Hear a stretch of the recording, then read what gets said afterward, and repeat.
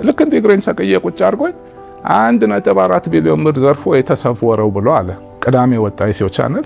ሰኞ ዕለት 400 ሰው ቢሮውን በቃ ወረሩት። ሙቪ ላይ ባንክ ከሰረ ሲባል ሰው እያበደ ምናምን እንዲህ ያንን ሲን ፈጠረ። በኢትዮጵያ ቢዝነስ ታሪክ ውስጥ ስሙ እንደ ኤርሚያስ አመልጋ ገዝፎ የሚነሳና እንደሱ አከራካሪ የሆነ ሰው ማግኘት በጣም አስቸጋሪ ነው። አንዳንዶች የኢትዮጵያ ወል ስትሪት ወታደር ይሉታል፣ ሌሎች ደግሞ ብራችንን በልቶ ባዶ እጃችንን አስቀረን ብሎ ይከሱታል። ነገር ግን ከነዚህ ሁሉ ስያሜዎች በስተጀርባ ለትውልድ የሚተርፍ ከጉራጌ ገጠር እስከ ኒውዮርክ ሰማይ ጠቀስ ህንፃዎች፣ ከማዕከላዊ እስር ቤት እስከ ከፍተኛ ስኬት የዘለቀ አስገራሚ ህይወት ታሪክ አለ። ታሪኩ የሚጀምረው ከዘመናት በፊት ከነበረ የአባቶች ወግና ባህል ጋር በተደረገ ትልቅ ትንቅንቅ ነው። የኤርሚያስ አመልጋ ህይወት ታሪክ የሚጀምረው በጉራጌ ዞን ቸሃ ወረዳ እምነበረድ እምብርት ውስጥ ነው። የኤርሚያስ አመልጋ አባት ቀኛዝማች አመልጋ አቅባቶ የእርጉዝ ደን የተባለ የጉራጌ ጎሳ መሪ ነበሩ። በዚህ ጎሳ ባህል መሰረት ስልጣን የሚተላለፈው እንደ ሌሎቹ አካባቢዎች በአናት ላይ በሚደፋ ዘውድ ሳይሆን በእጅ ላይ በሚጠልቅ የብር አምባር አማካኝነት ነበረ።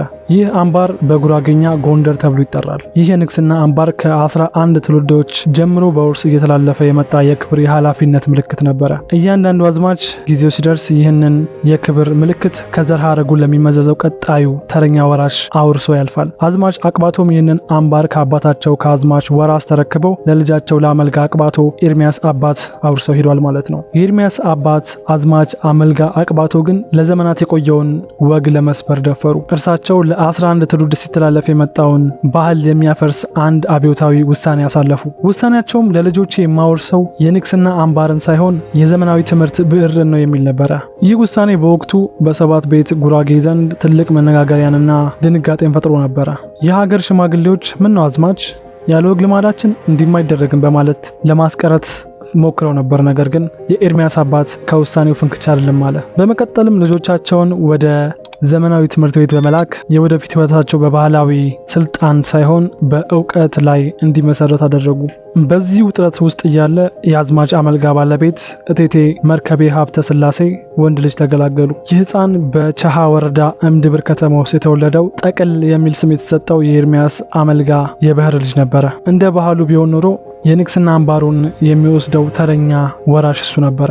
ነገር ግን በአባቱ ውሳኔ ምክንያት የንግስና አምባሩን ሳይሆን የትምህርት ብዕሩን እንዲይዝ ሆኗል ማለት ነው። የኤርሚያስ ልጅነት በአንድ አካባቢ ረግቶ የቆየ ሳይሆን በአባቱ የሥራ ዝውውር ምክንያት በተለያዩ የኢትዮጵያ ክፍሎች በመዘዋወር ነበር ያሳለፈው። ኤርሚያስ ገና በልጅነቱ ኢትዮጵያን መልክዓ ምድር በተለያዩ ባህሎችና የኑሮ ዘይቤዎች በጥልቀት እንዲረዳም አስችሎታል።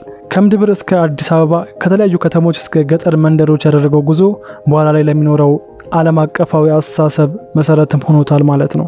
ቤተሰቡ ከቦታ ቦታ በሚዘዋወርበት ወቅት ንብረቶቻቸውን በመኪና ጭነው ሲጓጓዙ የኤርሚያስ የራሱ የሆነ ትናንሽ ቁሳቁሶችን የያዘች ቅርጫት ነበረችው።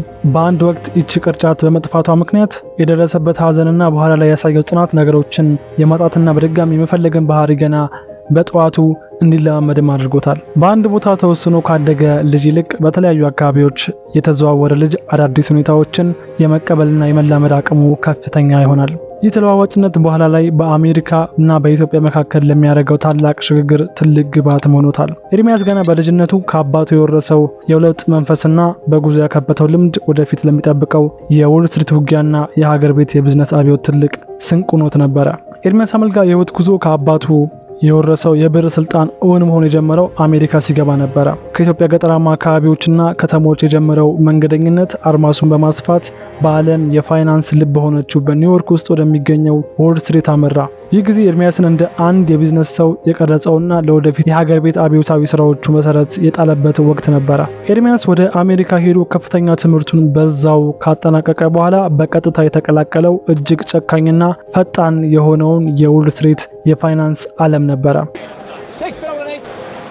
ዎል ስትሪት ለደካሞች ቦታ የሌላት እጅግ ፈጣን ውሳኔና ከፍተኛ የአእምሮ ንቃት የምትጠይቅ የትግል ሜዳ ናት። ኤርሚያስ በዚህ ሜዳ ውስጥ እንደ አንድ ወታደር በዲሲፕሊንና በጥንካሬ ተሰማርቷል። በታዋቂው የፋይናንስ ተቋም ውስጥ ሲሰራ ዓለም አቀፍ የገንዘብ ዝውውርና ኢንቨስትመንት፣ ባንክ አሰራርና የካፒታል ገበያን በሚገባ ተምሯል። በቢሊዮን የሚቆጠሩ ዶላሮች እንዴት እንደሚንቀሳቀሱ፣ ሪስክ እንዴት እንደሚመዘኑና ትላልቅ ድርጅቶች እንዴት እንደሚመሰረቱ በተግባር ተመልክቷል። በዛ የፉክክር ዓለም ውስጥ የነበረው ቆይታ በኋላ ላይ ወደ ኢትዮጵያ ሲመለስ ኤርሚያስ እንደ ዘመን ባንክ ያሉ አዳዲስ የባንክ ፍልስፍናዎችን እንዲያመጣ ትልቅ በራስ መተማመንም ሰጥቶት ነበረ። በአሜሪካ በነበረው ቆይታ ከፍተኛ ሀብትና ስኬት ማግኘት ቢችልም የኤርሚያስ ልብ ግን ሁልጊዜም ከኢትዮጵያ ጋር ነበረ።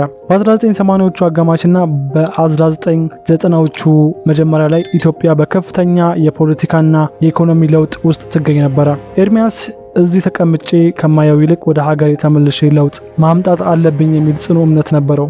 ይህ ውሳኔውም የዎል ስትሪትን የቅንጦት ሕይወት ትቶ ወደ ገና በማደግ ላይ ወዳለችው ብዙ ፈተናዎችን ወደሚጠብቁበት ኢትዮጵያ እንዲመለስም አድርጎታል። ኤርሚያስ ወደ ኢትዮጵያ እንደተመለሰ የጀመረው የመጀመሪያው ትልቅ ኢንቨስትመንት ሮያል ክራውን የተባለው የመጠጥ ፋብሪካ ነበረ።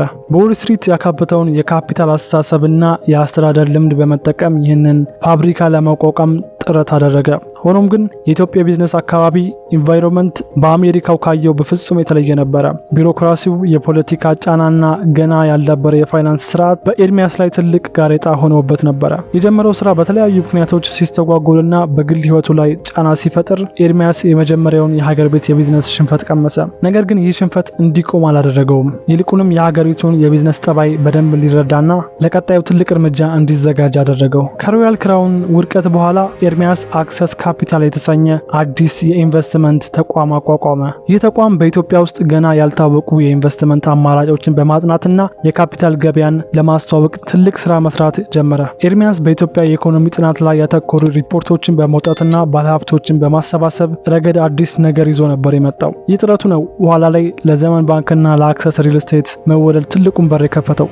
ኤርሚያስ አመልጋ ወደ ኢትዮጵያ ከተመለሰ በኋላ በሮያል ክራውን ያጋጠመው ትልቅ ሽንፈት እንዲቆም አላደረገውም። ይልቁንም በዎል ስትሪት ያካበተውን የቢዝነስ ልምድ በመጠቀም የኢትዮጵያን የቢዝነስ አሰራር የሚቀይር አዲስ ነገርን መፈለግ ጀመረ። ይህ ፍላጎቱ በኢትዮጵያ የባንክ ታሪክ ውስጥ አዲስ ምዕራፍ ወደ ከፈተው ዘመን ባንክ አመራው። ኤርሚያስ ዘመን ባንክን ሲመሰርት በወቅቱ ይዞት የመጣው ፍልስፍና ልክ እንዲታይ አድርጎት ነበረ። በኢትዮጵያ የባንክ ስራ የሚለካው ባሉት የቅርንጫፍ ብዛቶች በነበረበት ወቅት ኤርሚያስ አንድ ዋና ቅርንጫፍ ብቻ የሚል ሀሳብ ይዞ መጣ። ዓላማው ቴክኖሎጂንና የኢንተርኔት ባንክ በመጠቀም ለመላው ሀገሪቱ ዜጎች መዳረስ ነበረ። ብዙዎች እንዴት ቅርንጫፍ ሳይኖረው ባንክ ሊባል ይችላል የሚል ጥርጣሬ ቢኖራቸውም ዘመን ባንክ ግን በአጭር ጊዜ ውስጥ ተመራጭና ትርፋማም ለመሆን በቃ። ኤርሚያስ በዎል ስትሪት ያየውን ዘመናዊ የባንክ አሰራር በሀገር በቀል እውቀት አዋህዶ በማቅረቡ የኢትዮጵያን የባንክ ኢንዱስትሪ አንድ እርምጃ ወደፊት አመራው። ይህም ስኬት ለኤርሚያስ ታላቅ ዝናንና ተደማጭነትን አመጣለት። ከዘመን ባንክ ስኬት በኋላ ኤርሚያስ በሀገሪቱ ያለው እጅግ አሳሳቢ የቤት እጥረት ለመቅረፍ በማሰብ አክሰስ ሪል ስቴት የተባለውን ተቋም አቋቋመ። የኤርሚያስ ህልም በጣም ትልቅ ነበረ። በአዲስ አበባ ዙሪያ በሺዎች የሚቆጠሩ ቤቶችን በአጭር ጊዜና በተመጣጣኝ ዋጋ ገንብቶ ማስረከብ ነበረ ዓላማው። ይህንን ተቋም ሲያቋቁም ማለት ነው። ይህ ህልም በሺዎች የሚቆጠሩ ቤት ፈላጊዎችና የዲያስፖራ አባላትን ቀልብም ሳበ። ሰዎች ለኤርሚያስ ራዕይ ያላቸውን እምነት ከፍተኛ ስለነበረ በሚሊዮን የሚቆጠሩ ገንዘባቸውን ለቤት መስሪያነት በድርጅቱ አካውንት ውስጥ አፈሰሱ። አክሰስ ሪል ስቴት በወቅቱ የኢትዮጵያ ትልቁ ተስፋ የተጣለበት የሪል ስቴት ኩባንያም ነበረ። ነገር ግን የኤርሚያስ ህልም ከሀገሪቱ ተጨባጭ ሁኔታ ጋር ተላተመ። የሲሚንቶና የብረት ዋጋ በድንገት መጨመር፣ የመሬት ርክክብ መዘግየትና የአስተዳደር ብልሹነት ፕሮጀክቱን ወደ ቀውስ አመሩት። የድርጅቱ ፋይናንስ እየተሟጠጠ መምጣቱና ቤቶቹ በተገባላቸው ቃል መሰረት ሊገነቡ አለመቻላቸውን የሚያሳይ ነበረ። እኔ እኮ እዚህ ጋር ራሱ አሁንም ቢሆን በህግ የሚያስጠይቅ ወንጀል የተሰራ ጥፋት የተሰራ አለ ብዬ አላምንም። ስራው ችግር ገጠመው። ባለሀብቶች ገንዘባቸው የት እንደደረሰ መጠየቅ ጀመሩ። ስጋቱ ወደ ቁጣ ተቀየረ። ኤርሚያስ ሁኔታውን ለማረጋጋትና የፋይናንስ ድጋፍ ለማግኘት ቢሞክርም ማዕበሉ ግን እጅግ ኃይለኛ ነበረ። በወቅቱ የነበሩ ሚዲያዎችም በኤርሚያስ ላይ ከፍተኛ ዘመቻም ከፈቱ። በሺዎች የሚቆጠሩ ቤቶችም ህልም ላይ አደጋ ወደቀ። የህግ ጫናውና ህዝባዊ ቁጣው እየከረረ ሲመጣ ኤርሚያስ ሁኔታዎችን ከውጭ ሆኖ ለማስተካከልና አዳዲስ ኢንቨስተሮችን ለመፈለግ በማሰብ ለተወሰነ ጊዜ ከሀገር ወጣ። ሆኖም ግን ይህ እርምጃው በሀገር ውስጥ እንደ መሸሽ ተቆጠረ። እሱ ባልነበረበት ወቅት ስሙ በጥቁር መዝገብ ውስጥ ገባ። የአክሰስ ሪል ስቴት ባለሀብቶችም ተስፋ ቆረጡ። ኤርሚያስ ግን በውጭ ሀገር ሆኖ ችግሩን ለመፍታት ደከመኝ ሰለቸኝ ሳይል ይሰራ ነበረ። ስሜንና የሰዎችን ተስፋ ይዤ አልጠፋም የሚለው ጽኑ አቋሙ በመጨረሻ ምንም እንኳን እስርና እንግልት እንደሚጠብቀው ቢያውቅም ወደ ኢትዮጵያ ለመመለስ እንዲወስን አደረገው። ይህ ውሳኔ የእሱን የማይሰበር ማንነት በጉል የሚያሳይም ነበረ ተብሎ በዛው በመጽሐፉ ላይ ተጽፏል። እኔ አይደለም ያልኩት። ኤርሚያስ አመልጋ በፍቃዱ ወደ ሀገር ቤት ውስጥ የተመለሰው በአክሰስ ሪል ስቴት ምክንያት የተበላሸውን ስሙን ለማደስና የሰዎችን ተስፋ ለመመለስ ነበረ። ነገር ግን አውሮፕላን ማረፊያ ላይ የጠበቀው የክብር አቀባበል ሳይሆን የካቴና ድምጽ ነበረ። ይህ ጉዞ በቀጥታ ወደ ኢትዮጵያ አስፈሪውና ታሪካዊው የማዕከላዊ እስር ቤት ነው የመራው። ኤርሚያስ በማዕከላዊ እስር ቤት ውስጥ ለ128 ቀናት ቆይቷል። እነዚህ ቀናት ለኤርሚያስ ዝም ብለው የእስር ቤት ቀናት ብቻም አልነበሩም። ይልቁንም የሀገሪቱን እውነታ ገጽታ የተረዳበት የመከራ ዩኒቨርሲቲ ነበሩ። ማዕከላዊ በወቅቱ የፖለቲከኛ እስረኞች፣ የቢዝነስ ሰዎችና ተራ ወንጀለኞች ተቀላቅለው የሚገኙበት ስፍራ ነበረ። ኤርሚያስ በዎል ስትሪትና በአዲስ አበባ ትልልቅ ሆቴሎች ሲያደርጋቸው የነበሩትን የቢዝነስ ድርድሮች ትቶ በጠበበችና አየር በሌለባት ክፍል ውስጥ ከሌሎች እስረኞች ጋር ተቀላቀለ። በዚያም የሰማቸው የጭቆና ታሪኮች፣ የታዘባቸው የፍትህ መዛባቶችና ያያቸው ሰብአዊ ስቃዮች ኢትዮጵያን ማዕከላዊ ውስጥ አገኘኋት እንዲልም አድርገውታል። እስር ቤቱ ለእርሱ ስሜታዊና ህሊናዊ ለውጥ ያመጣበት ቦታ ነበረ። በእስር ቤት ላይ ያለ ትልቁ ኤርሚያስን የገጠመው ፈተና ግን የፖለቲካው ጫና ሳይሆን የገዛ አካሉ ክደት ነበረ። በድንገት በጠና ታመመ። በአካል ከሞት ጋር የተፋጠጠበት ጊዜም ነበረ። በዚያ ጨለማ ክፍል ውስጥ ሆኖ ይህ ነው መጨረሻ ብሎ የጠየቀበት ጊዜ ቢኖርም የውስጥ መንፈሱ ግን አሁንም አልሰበርም የሚል ነበረ። ከዚህ የሞት አፋፍ ተመልሶ ለፍርድ መቅረብ መቻሉ በራሱ እንደ ተአምር የሚታይ ነበረ። ኤርሚያስ ከእስር ቤት ሆኖ ወደ ፍርድ ቤት ሲመላለስ የህዝቡና የባለ ሀብቶቹ አይን በሱ ላይ ነበሩ። የሚዲያ ዘመቻው፣ የባለ ሀብቶቹ ቁጣና የመንግስት ጫና በሱ ላይ ተደራርበው ነበረ። ነገር ግን ኤርሚያስ ፍርድ ቤት ላይ ቆሞ ሲከራከር የተሸነፈ ሰው አይመስልም ነበረ። ይልቁንም ችግሮቹን እንዴት መፍታት እንደሚቻል በባለሙያ አንደበቱ ያስረዳ ነበረ። ይህ ጽናቱ በደጋፊዎቹ ዘንድ ተስፋን፣ በጠላቶቹ ዘንድ ደግሞ መገረምን ፈጥሮ ነበረ። የኤርሚያስ አመልጋ መላው ህይወት በተለይም የማዕከላዊ እስር ቤት ቆይታው የቀድሞ የአሜሪካ ፕሬዚዳንት ቴዎዶር ሩዝቬልት ዘማን ኢን ዘ አሬና በሚለው ዝነኛ ንግግር ውስጥ ይጠቃለላል። ኤርሚያስ ራሱን የሚመለከተው ከዳር ሆኖ ስህተቶችን እንደሚቆጥር ሰው ሳይሆን በትግሉ ሜዳ ውስጥ ገብቶ ፊቱ በአቧራና በላብ ለተለወሰው ሰው ነው። የኤርሚያስ አመልጋ ታሪክ በስኬትና በውርቀት በሀብትና በእስር ቤት ስቃይ የታጀበ ነው። ከአባቱ የወረሰውን የብር ስልጣን ተረክቦ የኢትዮጵያ ቢዝነስ አሰራርን ለመለወጥ የሰራበት የመጣበት መንገድ የከፈለው መስዋዕትነት እጅግ ብዙ ነበረ። ዛሬ ድረስም አክሰስ ሪል ስቴትን በተመለከተ ብዙ ቅሬታዎችን ቢኖሩም የኤርሚያስ የጽናት ታሪክን በጣም ትልቅና ለብዙዎችም አስተማሪ ነው።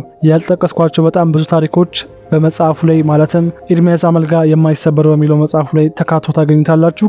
ሙሉ ኦዲዮ ቡኩ ስላለ እሱን ማየት ይችላላችሁ፣ ምናልባት ገበያ ላይ ካጣችሁት ማለት ነው። መጽሐፉን የማይሰበረው ኤርሚያስ አመልጋ በኢትዮጵያ ቢዝነስ ታሪክ ውስጥ እንደ አንድ ፈርቀዳጅነትና አይበገሬ ሰው ሆኖ እስከዛሬም ይጠቀሳል ማለት ነው። ለዛሬ ነበረ ቆይታ ይህንን ይመስላል። እስካሁን ሰብስክራይብ ያደረጋችሁ ሰዎች ካላችሁ ሰብስክራይብ አድርጉ፣ ላይክም አድርጉ። እንዲሁም ደግሞ የተለያዩ የሶሻል ሚዲያ አካውንቶችን መሸጥም ሆነ መግዛት የምትፈልጉ ሰዎች ካላችሁ ቴሌግራም ገብታችሁ ልታገኙ ይችላላችሁ።